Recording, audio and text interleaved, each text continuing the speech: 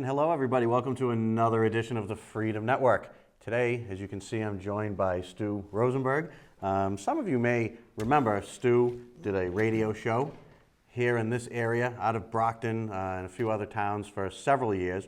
And I was along with him. A good 20 years ago, I think that was. Yeah, at least 20 years. Stu also is my father in full disclosure, and you know, he's got a good sense, politics and stuff like that. We wanted to bring him on, pick his brain now and maybe again from time to time. He was the past president of the Mattapan Board of Trade for how many years? 40. 40 years. He was in business in Boston for 40 years.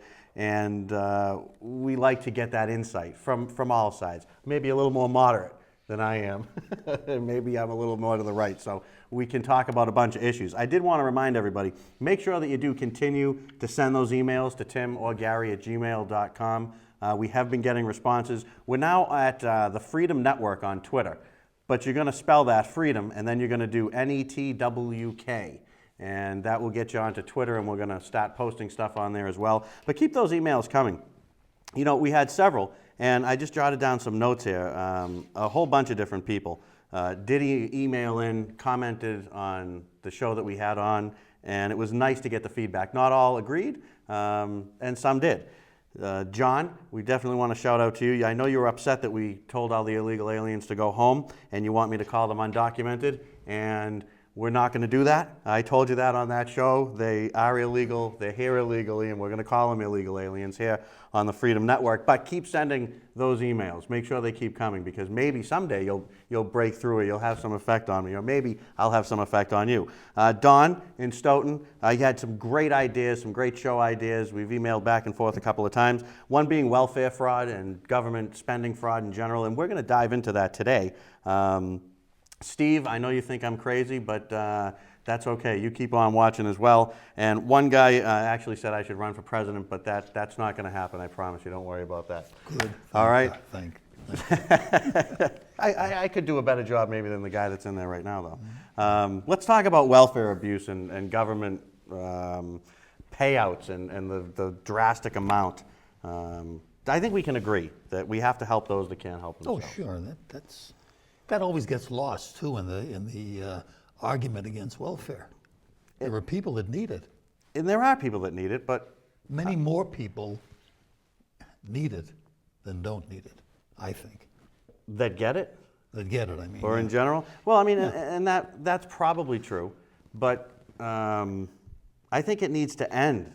When you can't help yourself, then absolutely, the measure of a good society is how it takes care of those that can't take care of themselves. But under Obama, we now have the largest entitlement that we've had in over 50 years in Obamacare. Federal spending is at almost 24.5% of GDP. It's the highest since World War II. Post-war norm, and I guess that we post-war now? Are we post-war? Well, I mean, if we which war? Right, exactly. But post-war norm averages about 20%. So I think that there is a place for welfare. I think there is a place to help people. But as I did some research, and we've talked about this on past shows, you go on the internet and you'll find any numbers you want. You can just skew any way you want. You can make it seem however you want to make it seem. There's a million websites, and they all. So what I try to do is go through and get the middle of it. And go over some of those numbers. But here in Massachusetts, Governor Patrick downplays that we have 19,000 people that receive benefits that they could not find. They either asked to receive benefits or they were receiving benefits, and we couldn't find them, meaning they wanted to double check to see if they could verify information, and there was either no such address or the person didn't live at that address. 19,000 is a lot of people, I think, but when he was asked about it, he said, well, it's just 4%. So you think 4% is an acceptable amount of fraud in a state? Is that just what we're going to have to live with to provide for these other people? No, I don't think it's acceptable, but I think, unfortunately, you're going to always have fraud in any system you have. You will. You will. And, you know, I mean, in fairness, a spokesperson says that almost 11,000 at this time, when you see this, of those 19,000 are off the rolls. But that begs the question, how long were they there? And why did we just decide to look now? Do we have that mentality that we want to help people, but those that want to beat and cheat the system definitely need to be dealt with. And it can't just be because it becomes a hot button issue, because the budget is tight and that kind of stuff. I agree. I think that what you need is you need a check on people that are collecting government money, which is taxpayers' money. There's no question about that. Right. I agree. And the government doesn't have any money. I mean, that's what's really interesting. now. If you look at it, if you're a person that works for the government and you want to spend money, you're not spending your money. The government doesn't have any money, right? It's all our money. It's your money. So here's what I think when it comes to welfare. This would be the Gary plan, right?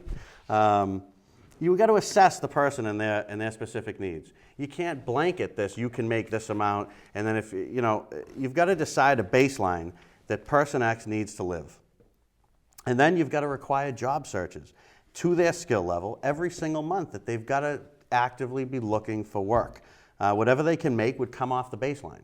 So if they need $1,000, and that's what they would need, and they can go out and make $300 a month, and that's all they can make because either they're disabled, there's no jobs around, they don't have the mental capacity, whatever the case may be, then give them $700 if they can only make $300. Why are we not just making up the difference and moving on? Well, you know, the problem is that the unemployment is at 8%. It's probably more like 12%. People that are on welfare, the legitimate people that are on welfare, where are they going to work? Where are they going to find a job? Well, I mean, driving here, I must have passed 7 or 10 fast food places. Now, I know it's not glamorous work. I get that. But if you're able-bodied and you can work, then that's what you need to do. Well, if you're able-bodied and you can do that kind of work, excellent. But what about the people that aren't able-bodied or just can't do that kind of work? And that's fine, but I think that those people need to be taken care of, but I think they're a different group than this mass that we lump everybody together in, and just, you know, have these entitlements is what it comes down to, where you get sucked into it and you're stuck on it because you can't make a certain amount of money or they pull all the benefits. So if you make over X amount of dollars, which we'll get into, you lose your benefits. So what's the incentive for me to go out and work if I can work? Why would I want to work? Because the government's going to take care of me. Well, there are some people, Gary, I believe there are, maybe there are too many people that believe exactly, pardon me, as you described. But I think there's more that would work. I don't believe that everybody that's on welfare or getting food stamps or whatever it is doing it because they want to. There are some. I agree there are certainly some, and probably too many. But I think many, if not most, would like to get a job and go to work. Well, I'm sure they would, but do they want to get, you know, they were, I don't know, textbook binders, and that's what they were, and the factory closed. So you can't do that anymore. So if you've looked for a job doing that for a year or so, and you can't find work doing that, how much of that is my responsibility? How long do I have to keep paying for you if you can't find a job that you want? When there may be a job that you need to go and Well, yeah, there certainly should be some kind of a period of time that you're allowed to collect or you're allowed to get benefits. I don't disagree with that. Well, I think it should be a pick up the slack program, is what I think. We should be picking up the slack for those that have slack. Some slack will be 100%, but some slack may be 20%, some slack may be 50%. And to put somebody in the program, it is very difficult to come out of the program. And then that leads to things like fraud, because they can't live off of just what they get. I mean, we're going to talk about food stamps. What were we talking about before the show? How much do they get? About $150? About $150 a month for food. Can you feed your family on $150 a month? No, absolutely not. But with another few bucks coming in from the state, with the EBT cards, you can actually turn some of those into cash. Why would you even need to do that? They've clamped down quite a bit on the EBT cards as to what you can do. But the benefits that you get are not all that fantastic. No, they're not fantastic, but they pull you in, like they said in the movie, and you can't get out of it. I mean, you can't. Well, some people don't want to get out of it. I agree. But I think the majority do. I don't think people, for the most part, and there is always exceptions, I don't think for the most part people want to live on food stamps. Well, there's 46.7 million people on food stamps. A lot of people. I mean, But a lot of people aren't working. A lot of people are disabled or whatever the case is. What are you going to do with these people? You're going to just put them out in the street, let them no, starve? and like I've said, I would not want to just take somebody and say, see you later. I would not want to, but I want to make up the difference. I want the average guy that has a family, that has a house, that was doing whatever for work, that's been laid off. I want him to go to a fast food place and flip burgers if that's what it takes, so I can keep more of my money for my family. Because there are not a lot of jobs out there, but there are jobs out there. I'm sure a lot of people that you describe have gone to Burger King or wherever and are now flipping hamburgers. There's over 4 million people on welfare. There's 46 million people plus on food stamps. 4.1% of the population, roughly. I mean, that's an amazing amount of people. Now, couple that with the fact that we know that unemployment is higher than those that are on welfare. So that means that you can take care of yourself. The numbers state that you can take care of yourself. Total government spending on welfare annually, not including food stamps or unemployment, is almost $132 billion. $132 billion? Just to go to food stamps for 1 second. Yeah, let's go ahead. Just so I can say this. You know, about less than $25,000 a year is what qualifies you for food stamps. $25,000 a year is the poverty level. Who can live on $25,000 a year? Don't these people need some help? If all they're making is $20,000 But some of that help that a they year? need may rest on their own. I mean, you know, I'm going to be honest with you. I'm not looking to take care of somebody for the rest of their lives. No, I don't have the money to do that. I got to take care of my own family. I agree, and certainly, I don't think most of them want you to take care of them. You know, 1 in 3 Americans, 1 in 3, think about this. Yes. Whoop. I almost destroyed your studio here, getting angry, are at or near poverty. 1 in 3. That's a lot of people are near poverty or thereabouts. There's 46 million people in poverty in this country. There are people that don't have any money, and maybe they are lazy, and maybe, as you say, we should come up with some kind of a program to get them off their behinds and to work. There are some lazy people, but there's a lot of people that need the help. There are people that need help. Right. But they don't, but the attitude that, hey, I'll get what I need from the government. And the attitude's out there. I was in a major grocery store within the past 12 months. I'm in line. I've got Eye of Round steaks. I've got Shaw's brand milk or whatever it is. I've got my shopping basket, which is this is what I have to spend on food, and this is what I'm going to spend, and I need to watch what I spend. In front of me, and if the person watches this, it'll be funny because you'll obviously know who I am and I know who you are. Is buying, had a lobster in a bag, had a whole bunch of meat and fish wrapped up, had all brand name stuff, and pulls into her pocket and pulls out a EBT card. And I said something. And I was the jerk because I said something. To her. I did say something to her. I did because I just said, gee, it must be nice when you can afford all that kind of stuff with somebody else's money. Did she answer you? She was very upset with me, and probably rightfully so, but at the same time, it makes no sense to me that the guy that's paying for that is struggling and filling his basket with branded, unbranded stuff, and she's getting lobsters. I'm going to tell you something. She had nice outfit on. She looked like she was, a very well put together woman. Yeah, but that's not fair because you don't know what the circumstances are. Maybe the guy in front of you didn't like lobster. Who knows? I mean, again, you can't condemn people, everybody, paint with a broad brush. I don't want to paint with a broad brush, but I want to bring some control into a system that is is clearly out of control. And it may be out of control because of government policies. I mean, why are there so many people that are out of work? Why are there so many people that can't find a job? That's another issue. There's a lot of root causes there. Right. But the problem is that we have a person in the White House that is, and in the State House, that is more than willing to say, we're going to take care of you. We're going to take care of you. We're going to take care of you. And you keep saying that over and over, and you've got people that just aren't going to take care of themselves. Gary, there's nothing wrong with taking care of the people who legitimately need to be taken care of. But I agree, there has to be checks and balances, and there has to be some kind of a format where they're checked on to make sure they're not stealing or cheating. I agree with that. So that's a great place to come down to that common ground, is what can we put into place? And that's a great thing to email some ideas about too, at timorgary@gmail.com.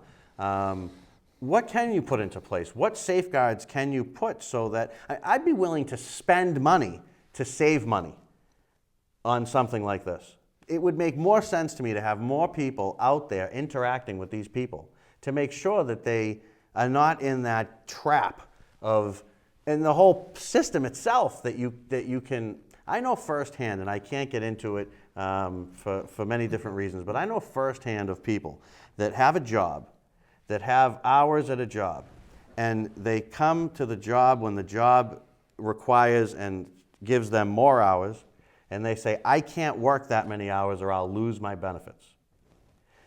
That's asinine. Okay, that's right. There's a perfect example. And these are good people. They're good people. But there's a good example of people who have to have their benefits looked at. I agree. So we need to, I think we could agree, we need to at least get some kind of overhauling into the program itself. There is no question, but there needs to be overhaul. However, if you hire more people to supervise this, and people are going to be complaining that you're hiring too many government workers. Well, and you know what? That's it's an investment to save money. When you have a business or anything like that, you spend money to either make money, or in government, if you can spend money to save money. I don't think it would take 4,000 people to go run around. Now, the government would probably think differently, but you've got to have some checks and balances, and there's none. I'm telling you that there are none. When you look, that you can make $1,000 a month, and you can still receive welfare, right? So if you make over $1,000 a month, you can't get welfare anymore. So why is it a all or nothing game? See, that's what I'm saying. Let the person go out and make $300 one month and $600 the next month, make up the difference. Just make up the difference so that the expectation is that a person gets up in the morning and goes to work. And whatever you got to do to feed your family. Right. I mean, where's the pride in that kind of stuff, that I'm not going to just sit at home and collect a paycheck? A lot of people have fallen into that trap. They get money from the government, and they don't want to lose it. So they will do whatever they have to do to keep it. It's not right. I'm not defending it. No, and I'm going to tell you something. It's also not a. It's got nothing to do with class. It's got nothing to do with religion. It's got nothing to do with race. Because to be honest with you, 38, almost 39% of the people who receive welfare are white, and about the same number are black. And Hispanic, Asian, and other don't even amount to 20%. And that's one of the big pushbacks that you get. Well, it's just it's a lot of minorities. It's not a lot of minorities that are actually part of that problem. It's the people that we have, that we see every single day, they just do not have that desire. Maybe they're down on their luck, maybe they're depressed, they're upset, they can't get to work in what they used to do. But eventually it can't become my problem. I can't, just because you can't find work, doesn't mean that what I do for work needs to be minimized to pay for you. There's got to be a point where you got to say, hey, enough is enough. Well, with the administration that's in power now, I don't think you'll see these changes that you're talking about. Well, there have been many Democrat administrations, and we've never had the problem we have now with so much welfare. So maybe this administration is too lenient. And that could be very true. I mean, these numbers that I'm tossing out there, you can get them online yourself, welfare statistics, and they come right from the Department of Commerce. The U.S. Department of Health and Human Services, U.S. Department of Commerce. That's where these numbers come from. And I just printed them out the other day. Let's look at something that's going to be interesting. We can battle back and forth about this because you talked about food stamps and it not being enough. I'm getting hungry. You're talking about food stamps. But in reality, it's not just the food stamps because there's other programs that you get. And you get insurance, and you get food stamps, you get certain types of welfare payments, you can live in a reduced rent situation. So when you don't have all those things and you're making your, whatever you're making, that money becomes far more valuable than to someone like me that's going to pay all that stuff. I'm not going to qualify for discount oil. I'm not going to qualify. So all that stuff has to be taken into consideration when you talk about welfare, if you will, because welfare just pinpointed. Yeah, I would agree with a lot of what you say, but the broad scope of it. Let's look at this. Hawaii, hourly wage equivalent, okay? Top 10 hourly wage equivalent welfare states in the U.S. You know we're on this list, folks, and we are pretty close to the top of it. Hawaii, $17.50 per hour if you were working. That's what the compensation equals. And this comes from the government. So this is not skewed in any way. Right. In Alaska, it's $15.48. In Massachusetts is number 3 at $14.66. That's almost double our minimum wage. So go out and get a job, and you can make $8 an hour at minimum wage. Or don't go out and get a job, and we'll make sure that your equivalent pay is almost $15 an hour. That, to me, is saying we want everybody dependent on the government, isn't it? Dependency on the government also means votes. Yes, it does, doesn't it? Yes, that it does, and nobody can argue with you on that score. This is a very, very valid fact. The more you depend on the government, the more you're going to vote that party or that person back in office because he or she is taking care of you. So then that's where I feel that there's a not to sound like a big conspiracy person, but that there is an effort, that there is a movement, much like the wanting to legalize all the illegals. They can't trip over themselves fast enough to say, I'm the one, we're the party, we're the people. I don't care if they're the Republicans or the Democrats or whoever it is.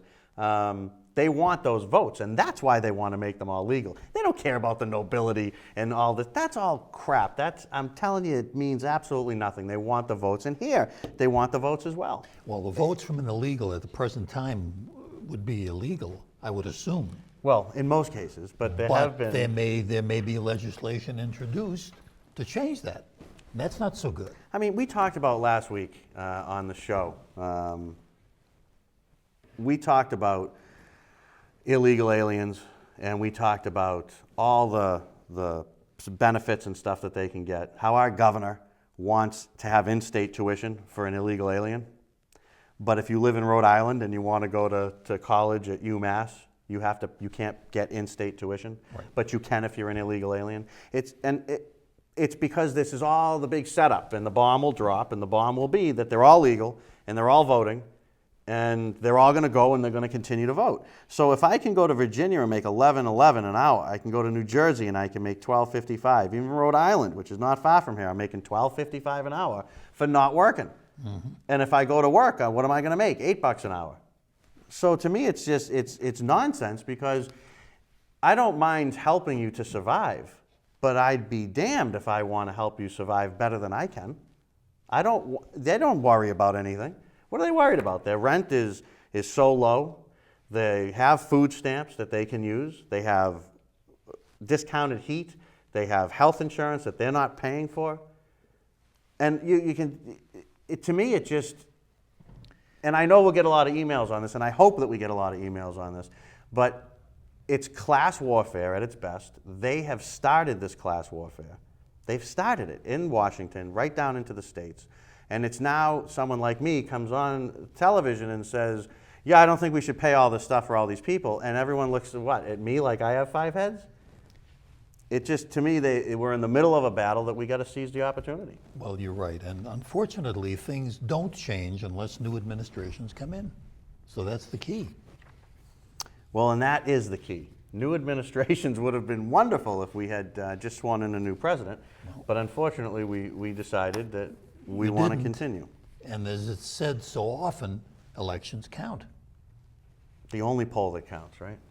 Right now, Obama's the president, Patrick is the governor, and as long as you have these liberal people in charge of states or of the country, you're going to have this kind of a problem.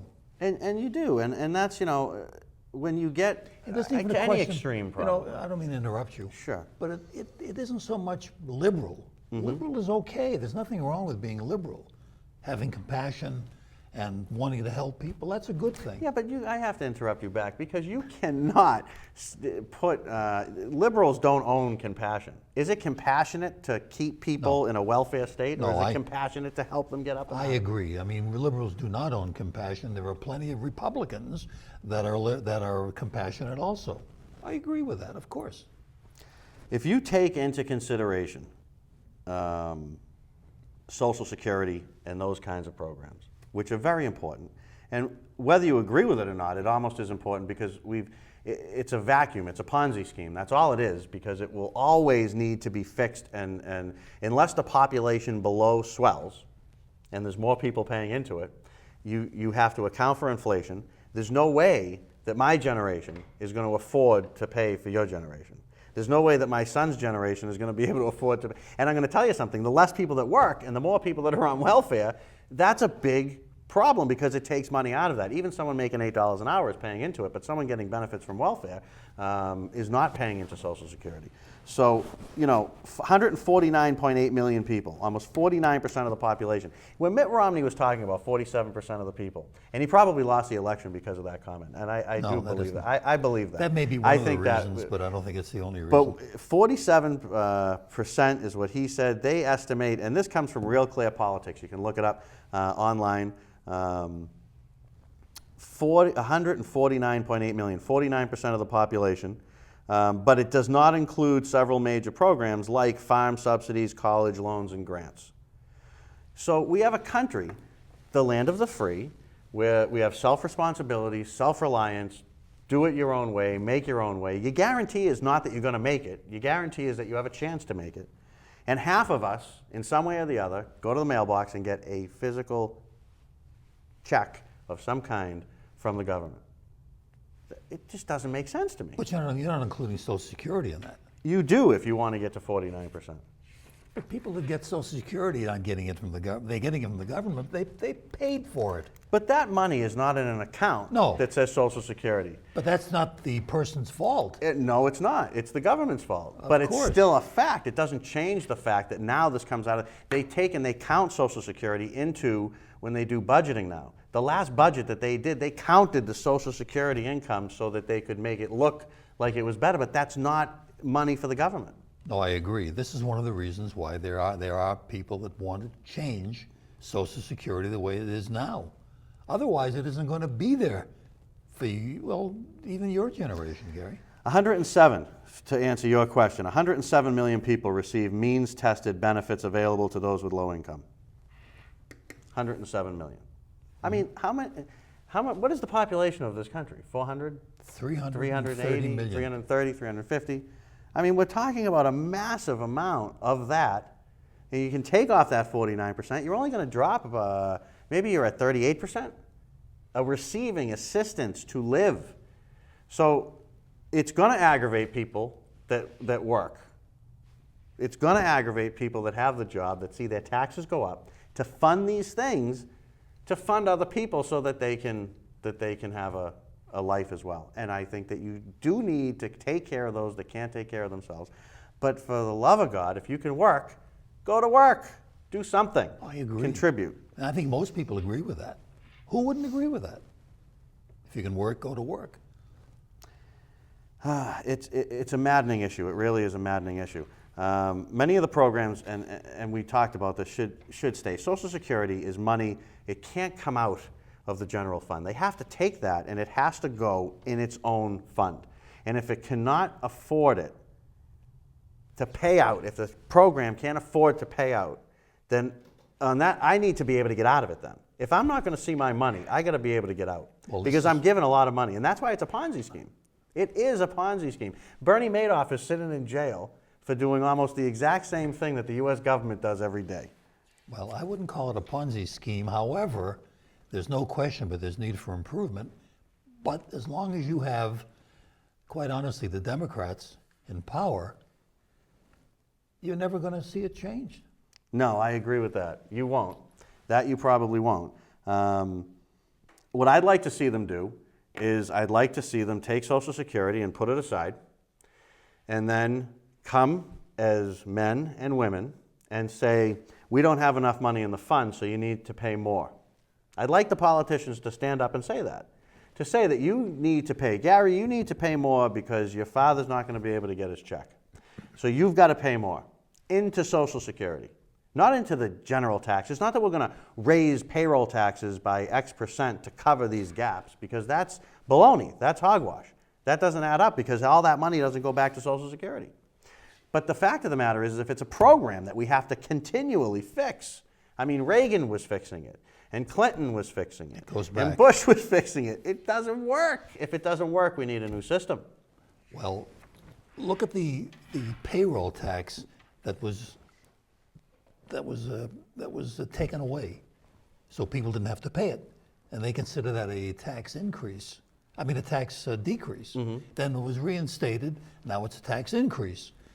But that's meant to fund Social Security. As you say, who is going to fund it if it isn't funded through the taxpayer?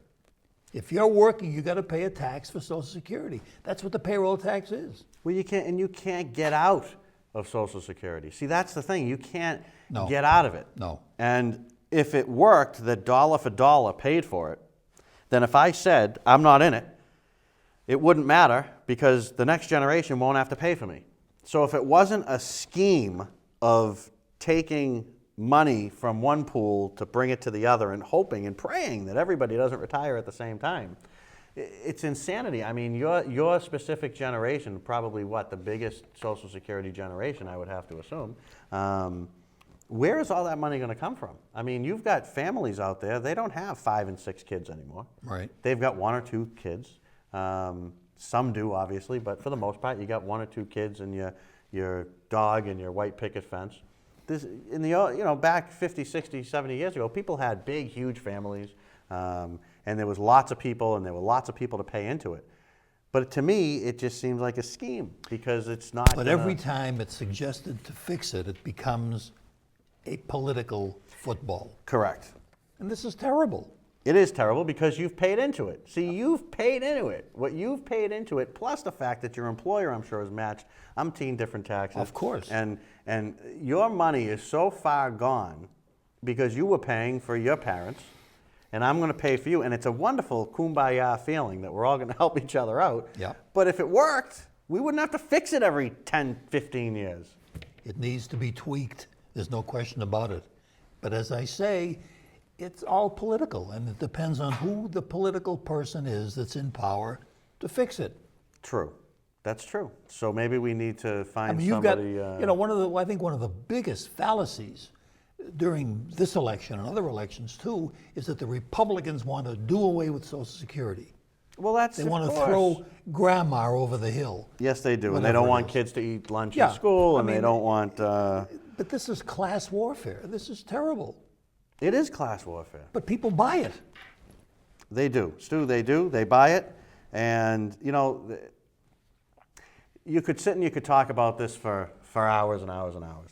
What I want to do is I want to move on, get a couple topics covered on the other side. Go for it. Right now, though, we're going to grab some stupid things that politicians say. We'll be right back. I didn't know they said stupid things. All right. Now we're going to go on to these other things. All right, you ready? Okay. Right. And welcome back, everybody.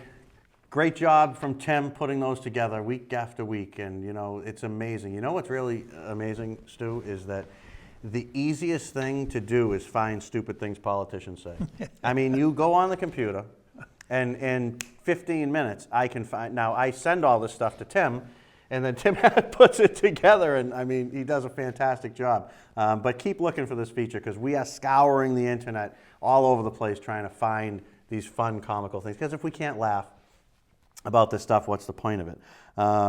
They are funny. Don't forget, send us your feedback. Tim or Gary at gmail.com. It's just one word, Tim or Gary at gmail.com. We love to hear from you. We went over some of the other emails that we had, and we'll do that every time we get them. We will try to go over as many of them as we can, and we also try to answer every single email that we get. So make sure you take advantage of that. Let's move on, Stu. Okay, I'm ready. We got a new state senator. U.S. Senator. U.S. Senator, I'm sorry. We got a new U.S. Senator in this state. That's right. Mo Cowan. Now, he's from Stoughton. Yes, a lot of people don't know that he's from Stoughton. I did not know he was from Stoughton No. myself. But he is William Mo Cowan. Now, what do you think about the appointment process? I did like when he gave his speech how he said he would not be running for the office. And I think that should be a prerequisite. I don't think you should be allowed to run for the office if you're going to be appointed to it. Right. Because it just gives you such an advantage. It gives you a little bit of that incumbency that, you know, you're out there in the news, you've got free time, people Sure. know your name and that kind of stuff. And we were talking, he was a former chief of staff to the governor. Yes. And what else about this? What else about this guy do we need to know? Just that he's the first African-American senator. He will be until somebody takes his place. From Massachusetts since Edward Brooke. So that's Going back a few years. Going way back. 67 through 79. And the interesting part is that he lives in Stoughton. I didn't realize that he said he wouldn't run for the office. Yes, he did. He did when Patrick announced him that day. I watched the newscast, and it was really good. You know, they were loving each other and falling over each other, and it was a great love fest between That's all right. the people up there. And I don't know if they pointedly asked him or if he just brought it up himself, but he did say that he did not have any interest in the job going forward. So he'll be I like. He'll be the senator until June. He was also asked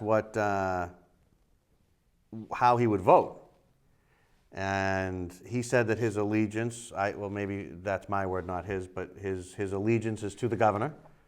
Sure. And to obviously the people. And he made a nice speech, don't get me wrong, but he's going to go along with the way the governor is, and that's his politics. Well, that's fine. Well, it's okay, but he's my senator Yeah. as well. Well, I don't care what Patrick thinks about a piece of legislation in Washington.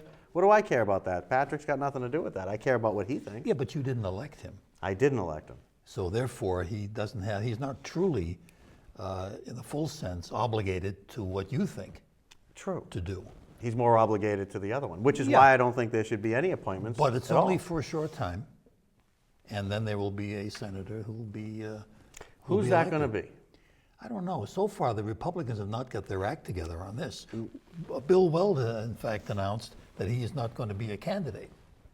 Well, I'm going to go right out and I'm going to say that it's going to be more of the same. I don't want to see Brown run again. I think it would almost He's be not going to embarrassing. run. He's already said he's not running. Yeah, and I like the guy. Right. I do like the guy. I voted for him, but enough is enough. We now are going to have Kerry. Well, he's Secretary of State. Secretary of State. Right. And we've got quite a team. I would have personally just rather seen Hillary stay there, to be honest with you. Well, you've got Warren. You'll probably wind up with another Democrat senator. I think so. Massachusetts is a Democratic state. So now Warren is our senior senator. She'll be the She senior will be senator. the senior senator. And whoever the elected senator, new senator is, will be the junior senator. Let's talk about violence in movies. There are any violence on You know, this is something that we were talking about this off the camera. It's amazing because the video game companies are hammered day in and day out. They had to go to Washington and testify, right? Because they have the guns and the games with guns and zombie killing and all this stuff, right? But you've got, you know, I think every movie that's ever made, it's an exaggeration, but every movie or most movies, somebody's getting killed, shot, doing drugs, smoking, doing something terrible. And we don't hear anything. No. We don't hear anything. Because Hollywood is, first of all, they're very, very, very they're so much part of the Democrat Party, and they're in a sense obligated to do what they're doing. Why isn't Alec Baldwin in front of the Senate? I mean, he's made some pretty wild movies. Why doesn't he have to testify about his role in violence? Well, in because movies? they're not going to consider that. They already No, haven't. they won't, because he's one of the good old boys. He's, I mean, he's this whole part of them. this whole discussion about gun control is strictly aimed at the individual citizen, and has nothing to do with anything else. So people that are pushing violence, like Hollywood, they're exempt. It's insanity. I mean, what do we do? And the biggest problem, Stu, is that people buy into this. They think that it's video games and it's this. It's the whole problem. If you want to even wade into the gun issue, is pretty simple. I mean, it's a mental health issue. You know, if you're crazy and you're going to kill somebody, you're going to kill somebody. Right. Whether you're going to go and take a gun, or you're going to drive a car through, you're going to burn down. We talked about it before. It's sad. It's terrible. But the enemy is not the gun. The enemy is not the gun. There was a picture I saw on Facebook or somewhere of a gun, a rifle, nice looking rifle, sitting in front of the doorstep, and there was a sign on it, and it said, "Don't worry, this gun is well trained and will not run out and shoot anybody." Because the gun can't do anything. It's not the gun, it's the people that have them. And when you come down to it, people have the right. We talked about the Federalist Papers and about James Madison and about the explanation of the Second Amendment last week. And it's interesting because you always hear the gun opponents saying, yeah, but they say it's the militia. But back then, someone asked and said, what would you do if the militia tried to have a coup against the government? And the answer from the people that wrote the Constitution and the amendments that came after was always that the people having arms will prevent that. And that's why and how it made it in there. And it was great. I don't have the papers now, but... Well, but the Supreme Court has already said that an individual has the right to own a gun. So where's have the... a weapon. Why is the conversation? Why are we having that conversation? Why are we even having a gun control conversation at all? Shouldn't we be having a mental health conversation? Shouldn't we be having a conversation about people's access that have mental health issues, as opposed to Stu Rosenberg or Gary or Tim or somebody that wants to go and buy a gun? I'm going to repeat what I said before, Gary. Elections have consequences. They do. That's what it amounts to. And obviously not enough people care about those because we get so sidetracked by the hot button issues. We have all these hot button issues that's all the media talks about during the election. And Obama's up there saying, I'm gonna maintain or cut the middle class taxes. And I say BS because my taxes just went up. Of course. I mean, But your taxes again went up because of the Social Security tax. they did. And that's what's funding Social Security. So Well, I want you to keep getting your check. I don't want you to come to me Please. for a loan anyway. I'm already paying I enough. figured that's what this was all about. So I think we need a leader like a Ronald Reagan type of a leader. We need someone that can stand up and someone that can say, this is what we need to do, and that has a plan, an action plan, like a business plan. This is why Romney would have made a good president. He would have made a good Yes, president. I think he would have been a good president. Because there would have been a plan, something to follow, something to do. He ran a terrible campaign. He truly did. He did. Didn't run He a good did. campaign. And I think that's one of the reasons why he lost. You know, One of the reasons. I'm probably about this far from the edge with listening to the news and seeing Obama. He's everywhere. You said it before. He's all over the place. You pick up a paper, he's like the king now. He's become like the dear he's leader. the anointed one. He's the smartest guy in the world. Right. It's amazing. I want to thank you so much for coming on the show today. It's my we had pleasure. I a enjoyed it. wonderful time. We covered a lot of topics. I loved it. We'll try to get Stu back when we can, bring him back in the studio, get his opinions, a more moderate, but not a crazy left-wing opinion, No. but a good, solid, moderate opinion, and of course we thank you for that. I did want to leave the show today with some clips from a great president, Ronald Reagan. And this is going to be a first and what I hope to become a more regular thing that we can play, where we'll highlight leaders, great leaders, and put a little montage together and look at what they did. So you check this out from Ronald Reagan. I'll be right back and we'll close things out. That thing is about 6 minutes, 5 minutes. So you want me to do another 5? Okay. You have no problem talking. No, we'll just keep going. That's for sure. All right. Hegel. Are you ready? Oh, I'm ready. Now that was a good president right there. We don't seem to have one. Well, it's an interesting. Even Obama, who was probably the most liberal president we've ever had, he constantly fawns over Reagan. Reagan would have done this. Reagan would have done that. Well, he fawns over him because how many did he win? 49 states? He was popular? Yeah. He's a popular guy, so he wants everyone wants to be like Reagan. Like Reagan. Now, I mean, back in the 80s, it wasn't, you don't always know the greatness or the terribleness of a situation until you step back from it. Mm-hmm. But when you look at Ronald Reagan making a speech to tear down a wall, or when he's making a joke about a microphone, when he's a genuine person, and that's what we don't have. See, that's Ronald Reagan. You know his reaction. He doesn't do this. He doesn't go and get a million polls. Let me figure out what this focus group thinks and that thinks. You ask me a question, I'm going to tell you what I think. If people agree, they agree. If they don't, they don't. I think people like that. They do. They respect that, as a matter of fact. That's why he's considered to be a great president. I mean, who's in that league? As great presidents? Who are the great presidents? Well, of course, Roosevelt. You talking about recently, or? Even in all time. I mean, who are the top 3? What would your Well, pick? Lincoln has to be the first. Lincoln's got to be the first. I think we all could agree on Lincoln. And Washington is probably in there. Yeah. He never gets credit too much, but he was a great president. Well, he could have been Washington. president forever. I mean, he really... They wanted him to be, and he wouldn't but do he it. didn't want to do it. Because he believed in freedom, and he also believed in the Constitution that they had written. Right. Unlike today, they don't really have much regard for the Constitution anymore. They That's just, right. Keep trampling it and trampling it and trampling it. That's very true. Truman was another excellent president, Harry Truman. What'd you think about Kennedy? Jack Kennedy? Unfortunately, he didn't serve long enough.